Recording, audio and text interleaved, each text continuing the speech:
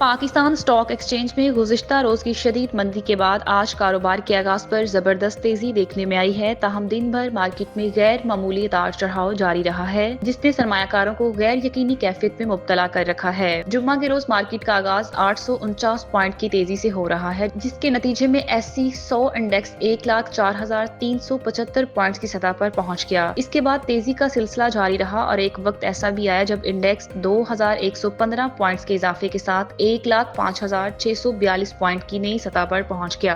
ताहम इस तेजी के बाद मार्केट ने अचानक मनफी रुख इख्तियार किया और इंडेक्स में 536 पॉइंट की कमी देखी गई, जिसके बाद इंडेक्स 1,02,990 पॉइंट्स तक नीचे आ गया। बाद अज़ा मामूली बहाली के साथ 142 पॉइंट का इजाफा हुआ और इंडेक्स 1,03,669 पॉइंट की सतह को छू गया। ये तमाम सूरत हाल इस वक्त सामने आई जब गुज़िश्ता रोज स्टॉक मार्केट में शदीद मंदी देखी गई थी और 100 इंडेक्स 6,882 पॉइंट की तारीखी कमी के साथ 1,03,526 पॉइंट पर बंद हुआ था। तज्जियाकारों के मुताबिक मौजूदा उतार चढ़ाव मुल्की सियासी और मालियाती हालात के तनाजुर में पैदा होने वाली गैर यकीनी फिजा की अक्कासी कर रहा है, जिसकी वजह से सरमायाकार मुहतात रवैया इख्तियार किए हुए हैं और मार्केट मुसलसल दबाव का शिकार है।